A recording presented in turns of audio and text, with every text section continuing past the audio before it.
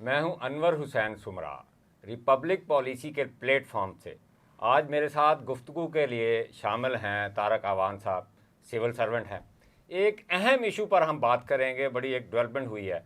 तारक साहब, ये जो हरासमेंट एट वर्क प्लेस है, ये एक्ट जो है एज ए टूल इस्तेमाल हो रहा है। जो ख़वातीन ऑफिसर्स हैं या ऑफिशल्स हैं, वो अपने बॉस के ख़िलाफ़ जो है इसको देखने में ये आया है। तो इसका ज़रा थोड़ा सा जायज़ा लीजिएगा, क्या ये है क्या चीज़? अच्छा समझ साहब, आपने इसके ऊपर काम किया है। जो हरासमेंट एक्ट है उसकी ज़रूरत थी। हरासमेंट है वर्क प्लेस पे बहुत ज़्यादा है, और हरासमेंट को अगर आप देखेंगे पोजीशन ऑफ स्ट्रेंथ के ऊपर जाके ख़वातीन को हरास किया जाता है। अगर हरासमेंट की अगर आप डेफिनेशन देखें एक्ट में, बुनियादी तौर पे इस पे जो सेक्सुअल एडवांसमेंट है उसका जिक्र है कि पोजीशन ऑफ स्ट्रेंथ से जो सेक्सुअल हरासमेंट है वो की जाती है सेक्सुअल फेवर के लिए। अच्छा, अब एक्ट इन इटसेल्फ तो एक बहुत खूबसूरत लेजिस्लेशन है, बड़ी इंपॉर्टेंट लेजिस्लेशन है, और इसका बुनियादी मकसद ये है कि ख़वातीन की अक्सरियत को इस हरासमेंट से बचाया। ठीक है। लेकिन अगर हम केस टू केस देखें, ये जहाँ पे एक हरासमेंट के तौर पे यूज़ हो रहा है, हरासमेंट रोकने के लिए यूज़ हो रहा है, कल्चर डेवलप करने के लिए यूज़ हो रहा है, उसके साथ साथ ये कुछ जगहों पे एज ए टूल भी यूज़ हो रहा है, जहाँ पे ख़वातीन इस एक्ट को लेके वो अपने जो एडमिनिस्ट्रेटिव एडवांटेजेस हैं वो लेना चाह रही हैं। उसमें ये केस है जो आज हम स्टडी करेंगे। Primarily it's a brilliant act. ये इशू को एड्रेस होना चाहिए, लेकिन इसको एज ए टूल नहीं यूज़ होना चाहिए। इसकी जो सैंक्टिटी है वो हर तरह से लेटर एंड स्पिरिट इम्प्लीमेंट होनी चाहिए। अच्छा, नहीं देखिए तारक साहब, देखें ना, गवर्नमेंट सेक्टर में मर्द ऑफिसर्स भी हैं, ऑफिशियल्स भी हैं, ख़वातीन ऑफिसर और ऑफिशियल्स भी हैं। तो मर्दों की हरासमेंट नहीं होती? नहीं, ये दोनों लिहाज से है ना। अच्छा। अब तो ये नहीं, नॉर्मली तो कंप्लेनेंट जो है वो ख़वातीन को ही मैंने देखा। अच्छा, ख़वातीन भी पाकिस्तान में ये एक ट्रेजिडी रही है कि इवन जो पढ़ी लिखी और मजबूत ख़वातीन हैं वो भी हरासमेंट की जो कंप्लेंट्स हैं वो फाइल नहीं करती, क्योंकि इसमें एक जो सोशल टैबू है वो बहुत ज़्यादा इंपॉर्टेंट है। लेकिन ये अलहदा बहस है। लेकिन जो भी कंप्लेनेंट है, जब वो हरासमेंट के किसी भी केस को सामने लेके आता है तो फिर उसको केस के लिहाज से देखा जाता है, और जो हमारे सर्टन ऑफिस हैं वो उसको देखते हैं। सही से। नहीं तो ये जो अब केस सामने आया है कि एक पाकिस्तान एडमिनिस्ट्रेटिव सर्विस का एक सीनियर ऑफिसर है, ठीक है, सिपरा साहब हैं, उन पर एक उनकी मातहत खातून ऑफिसर जो ऑफिशियल थी, उन्होंने हरासमेंट का एक केस कर दिया। तो नॉर्मली ये देखा गया है, तमाम केसेस में नहीं हो सकता, कि जो मातहत हैं, सबॉर्डिनेट्स हैं, वो अपनी इनएफिशिएंसी, अपनी अलेज्ड करप्शन और काम चोरी को बचाने के लिए अगर कोई ऑफिसर उन पे थोड़ी सख्ती करता है, डिसिप्लिन लेके आता है, बाकी चीज़ें वो इन ऑर्डर करना चाहता है, तो उसके खिलाफ एप्लीकेशन दे देती है। क्योंकि ये केस स्टडी के तौर पे हम इसके ऊपर डिटेल प्रोग्राम कल करेंगे। आपने इसको बड़ा अच्छा प्रिपेयर किया हुआ है। आज तो हम एक जनरल ओवरव्यू देंगे। नहीं, बिल्कुल ठीक है। देखिए, अगर कोई खातून इनएफिशिएंट है, अगर वो काम नहीं करती, करप्शन में है, माल प्रैक्टिसेस हैं, उसके ऊपर अगर एडमिनिस्ट्रेटिव चार्जेस के तौर पे इंक्वायरीज होती हैं, और अगर टर्मिनेशन किसी खातून की हो जाती है, तो इट डज़ नॉट मीन कि उसको फिर आप कवर अप जो है वो इसको लेके करें, टूल के तौर पे लेके करें। और अच्छा, ये हरासमेंट में मेयर एलिगेशंस हैं। इसका एक और जो फ्लॉ है, इसकी इन्वेस्टिगेशन कह लें या इसकी जो इंक्वायरी है वो बहुत वीक है। उसका फैक्चुअल पोजीशन के ऊपर फिर जो विटनेसेस हैं, और फिर विटनेसेस का जो फैक्ट के साथ इस्टेब्लिश करना कि वाकई ये जो है वो बहुत वीक रहता है। वूमन मेयर एलिगेशंस होती हैं, उसके ऊपर जनरलाइजेशन होती है, सपोजिशंस होती है, और उसके ऊपर डिसीजंस आ जाते हैं। और मोस्टली जो लोग इसको सुपरवाइज कर रहे होते हैं, जो एडमिनिस्ट्रेटिव जजेस की पोजीशंस हैं, वो भी उसको उस लिहाज से नहीं देखते। अच्छा। ये भी आपने पढ़ा है कि इसमें जो एविडेंस है वो उस लिहाज से नहीं हुआ।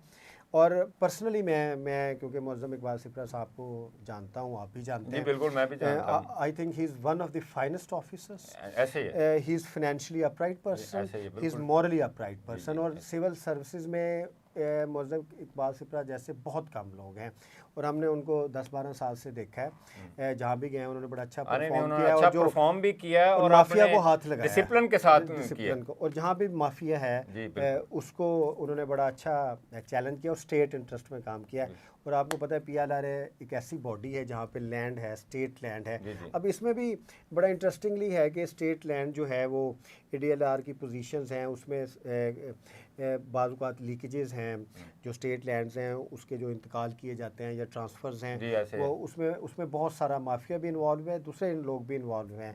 तो अगर उस पे इंक्वायरीज़ होती हैं और वो फैक्ट साबित होते हैं करप्शन के, तो फिर टर्मिनेशन हो तो इट डज़ नॉट मीन कि आप किसी शरीफ आदमी को लेके चले नहीं, जाएं। देखें, आम देखने में ये आया है कि जो रेवेन्यू आपकी सर्विस है, ये जो ADLR हैं या लैंड रिकॉर्ड अथॉरिटी है, इसका और रेवेन्यू सर्विस का जो है ना, अब जब चीज़ें सामने आई पता चला कि वो तो करप्शन ही कोई नहीं करते थे, ये तो बहुत ज़्यादा करप्शन है।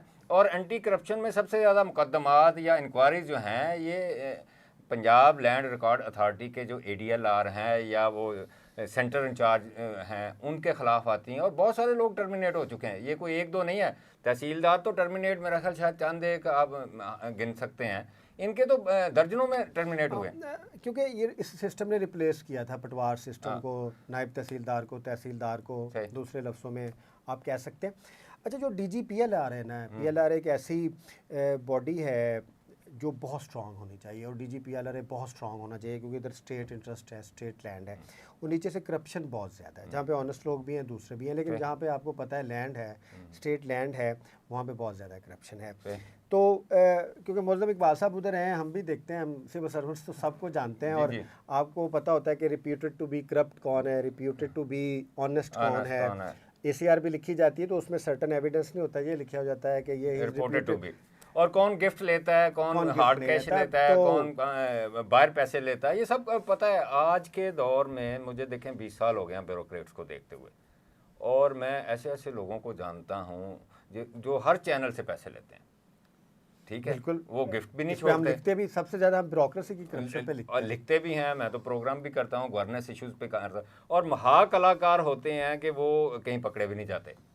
और जो शरीफ आदमी हो, जो करप्ट ना हो, जो ऑनेस्टी से काम करे, स्टेट के इंटरेस्ट को वॉच करे, उसके खिलाफ फिर इस तरह की वो अच्छा, देखिए अब मौज़म इकबाल साहब हैं, क्योंकि मेरा ज़ाती एनालिसिस है, क्योंकि हमें पार्ट ऑफ ब्यूरोक्रेसी के 4 से 5% हमारे ऑफिसर्स ऐसे हैं जिनकी इंटेग्रिटी, जो फिनेंशियल और मॉरल इंटेग्रिटी है, वो अबव बोर्ड है, और सिपरा साहब उनमें से एक हैं। सही।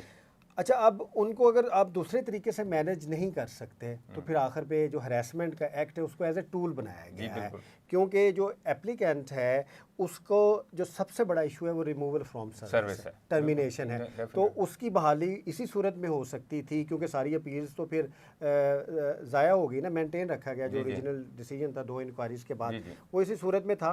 इसलिए हमने इसके ऊपर कल ज़्यादा बात करेंगे कि क्या हरासमेंट का जो है, अगर आप उसको गलत अप्लाई करते हैं, क्योंकि अगर ये अपील में उड़ गया तो फिर इस ऑर्डर की सैंक्टिटी तो नहीं रहेगी। तो फिर अगर आप उसको गलत इस्तेमाल करते हैं तो वो जो मर्द है, जो उसका एक नफ्सियाती नुकसान हुआ है, जो उसका एक सोशल जो समाजी साख है उसका नुकसान हुआ ट्रायल हो रहा है, जो ट्रायल होता है उसको रिकम्पनसेट फिर आप कैसे किया जाएगा।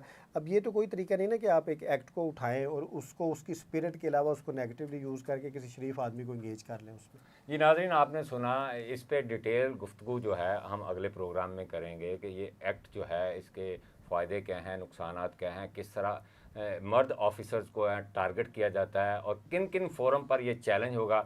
अगर ये सेटिस्फाइड हो जाता है तो फिर वो कंपनसेशन क्या होगी, और जिसने इल्ज़ाम लगाया उसके ख़िलाफ़ क्या एक्शन होगा।